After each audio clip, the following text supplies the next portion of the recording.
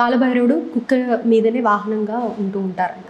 కాలభైరవుడు ఉపాసన చేసే వాళ్ళందరూ కూడా కుక్కకి ఇలా ఏదో ఒకటి పెట్టడం అలా చేస్తూ ఉంటారు.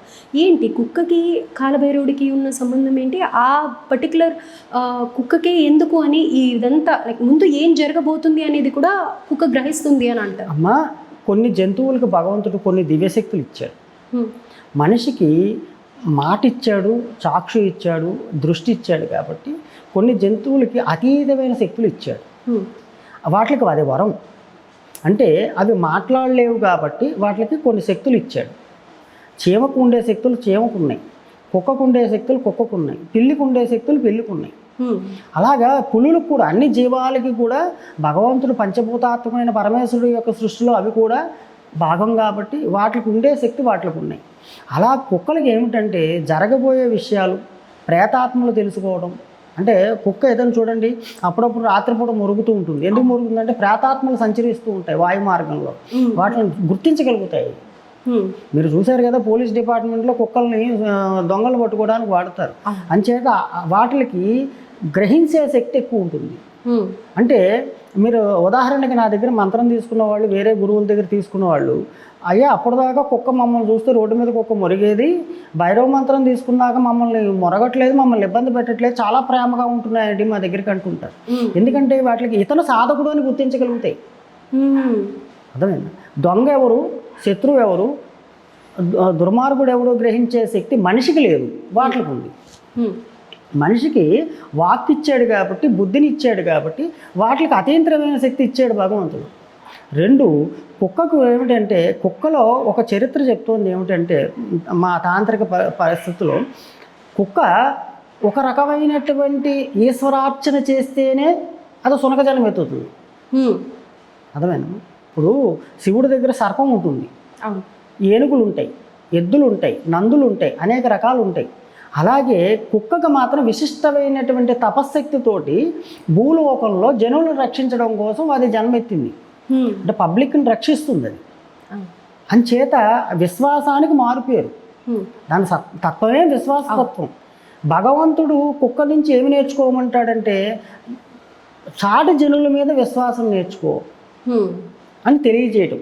కృష్ణుడు గోవుని కనుక పెట్టుకున్నాడంటే అర్థం ఏంటి? ఐశ్వర్యకారకం, లక్ష్మీప్రదం, సంతోషకారకం. గోవును పూజించడం వల్ల ముక్కోటి దేవతలను పూజించినట్టు కృష్ణుడి వారికి, దత్తాత్రేయుల వారికి ఆవు ఉంటుంది. అలాగే ఒక్కొక్క దేవతకు ఒక్కొక్క వాహనం ఉంటుంది. సన్ముఖుడికి సుబ్రహ్మణ్య స్వామికి నెవలు ఉంటుంది, అమ్మవారికి సింహం ఉంటుంది, పులు ఉంటుంది. అలాగ కాలభైరవుడు ఏంటంటే శ్మశాన సంచారి, ప్రేతాత్మల యొక్క ఆవాహనంలో తిరుగుతుంటాడు. ఆయన చుట్టూ తిరుగుతుంటాయి ప్రేతాత్మలు. వాటిని గుర్తించి గ్రహించగలిగే శక్తి కుక్కకు మాత్రమే ఉంది.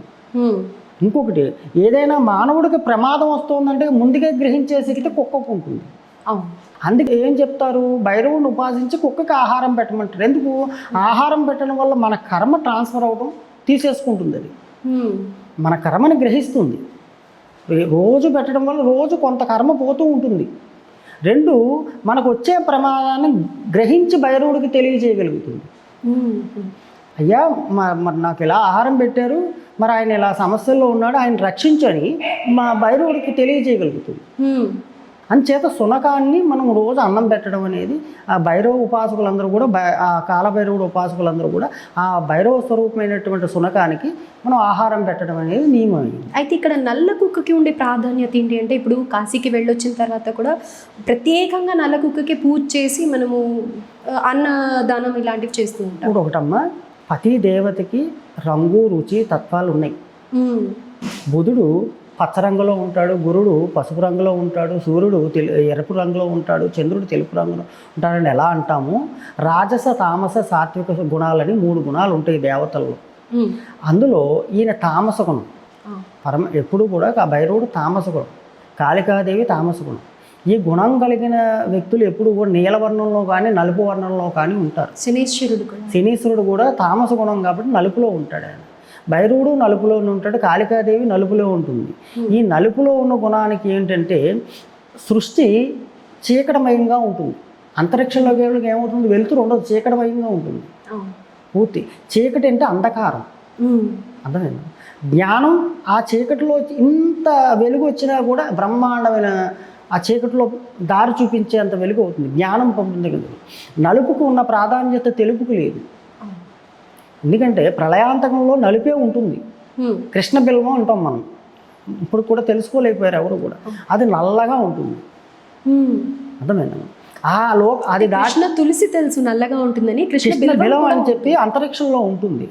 అది దాడితేనే దేవలోకాలకు వెళ్ళగలుగుతాం, అన్ని లోకాలకి, దేవతా లోకాలకి. దాన్ని ఇప్పుడు ప్రపంచంలో ఏ సైంటిస్టులు ఛేదించలేకపోయారు దాటి వెళ్ళటానికి. అలాగా ఆ నలుపు అనేది ఎప్పుడూ కూడా ఆకర్షణాశక్తి కలిగింది, దైవాకర్షణ, మంత్రాకర్షణ కలిగింది అనమాట. అందుచేత భైరవుడు నల్లగా ఉంటాడు. ఆ స్వరూపమైనటువంటి నల్ల కుక్కకే మనం ఆహారం పెట్టడం, పూజ చేయడం అనే కార్యక్రమాలు ఉన్నాయన్నమాట. అయితే ఇక్కడ మనం ఒక దీక్ష తీసుకున్నప్పుడు, అయ్యప్ప స్వామి దీక్ష తీసుకున్నప్పుడు కానీ, లేకపోతే మనం చూస్తూ ఉంటాం కొన్ని సందర్భాలలో నలుపు వస్త్రాలే ధరిస్తూ ఉంటారు. వాటికి ప్రత్యేకమైన పవర్ అని ఇప్పుడు మీరు కూడా చెప్తున్నారు కదా. ఎందుకని మరి ఆ నలుపు వస్త్రాలు కానీ, లేకపోతే కనుక ఆ దీక్షా నియమాలకు కానీ నలుపు అనేది అసలు చెడుగా భావిస్తూ ఉంటాం హిందూ ధర్మంలో. మరి మనకి ఎందుకని ఇలా ప్రత్యేకంగా నలుపుకే అంత నలుపు ప్రాంతీయ భావంలో నలుపుని చెడుగా చూస్తున్నారు. ప్రాంతీయ భావంలో కొన్ని ఆచారాలు కొన్ని ప్రాంతాల్లో ఉంటాయి. ఇప్పుడు అమావాస్య తమిళనాడులో అద్భుతమైన ముహూర్తం, అర్థమైంది. ఎందుకు అమావాస్య అంటే చీకటిగా లక్ష్మీప్రదం. ఇప్పుడు దీపావళి మనం ఏ రోజు చేస్తాం? అమావాస్య రోజున చేస్తాం, లక్ష్మీప్రదం. తమిళులు అమావాస్య రోజున పెళ్ళిళ్ళు కూడా చేసుకుంటారు, పెద్ద పెద్ద యాగాలు యజ్ఞాలు చేస్తూ ఉంటారు. అయితే నల్లటి వస్త్రం చెప్పాను కదా, ఆకర్షణాశక్తి కలిగింది, అజ్ఞానాన్ని తొలగిస్తుంది. అదే ఇక్కడ నెగిటివ్కి కూడా ప్రతీకగా వాడుతూ ఉంటారు. నలుపుకి నెగిటివ్ ఎనర్జీ తొందరగా అట్రాక్ట్ అవుతుంది అని కూడా అంటారు. ఆకర్షణాశక్తి మాత్రమే ఉంది, నెగిటివ్ ఎనర్జీ కాదు, ఏదైనా ఆకర్షిస్తుంది. సాధన చేసుకునేటప్పుడు నల్లబట్టలు లేకపోతే దీక్షలు వేసుకునేటప్పుడు నల్లబట్టలు వేయటం వల్ల ఏమవుతుందంటే దైవ ఆకర్షణ తొందరగా ఆకర్షించబడుతుంది, అర్థమైంది. మీరు కొన్ని మిషనరీ ఎక్విప్మెంట్లో నల్లటి పేపర్ పెడుతూ ఉంటారు, సైన్స్ రాకెట్లు వాటిల్లో కూడా నల్లటి పేపర్ పెడుతుంటారు శక్తిని ఆకర్షించడానికి. అలాగా సాధకుడికి కానీ లేకపోతే దీక్షాపురుడికి కానీ నల్లటి వస్త్రం వేసుకోవడం వల్ల ఆ సమయంలో చేసే మంత్రశక్తి శరీరంలోకి ఆపాదించబడుతుంది. ఎప్పుడు వాడాలో అప్పుడు నలుపును వాడాలి, మిగతా సమయంలో వాడకూడదు. మరి అలా అంటే దృష్టి దోషం పోతుంది నలుపుని వాడితే. అందుకే కదా చిన్నపిల్లలకి నల్ల చుక్క పెడతాం మనం, అరికాలంలో పెడతాం. నలుపు నెగిటివ్ చేస్తుంది, అంటే నెగిటివ్ శక్తిని తీస్తుంది, అంతేగాని నెగిటివ్ శక్తిని ఆకర్షించదు. అది ఆకర్షణ శక్తి. ఇప్పుడు మన నల్లబుట్ట అలాగే పెట్టేయకుండా ఏదో ఓం అనో హ్రీం అనో ఏదో ఒక మంత్రంతో ఓం నమస్తే అనో కనుక పెట్టామనుకోండి, అది మంత్ర ఆకర్షణ చేస్తుంది, బిడ్డకి దిష్టి తగలకుండా ఉంటుంది.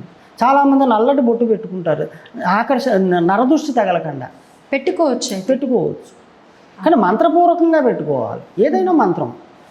మంత్రపూర్వక వేద మంత్రాలు ఏం చదవక్కలు, ఓం నమస్తేవాయనో మృత్యుంజయ మంత్రం ఏదో పట్టించి ఇలా ఓం కాలభైరవానం అనుకుని నల్లబొట్టు పెట్టుకోవటం. అప్పుడు నెగిటివ్ ఎనర్జీ పోతుంది, నరఘోష పోతుంది. అంచేత నలుపుకి చాలా విశిష్టత ఉంది.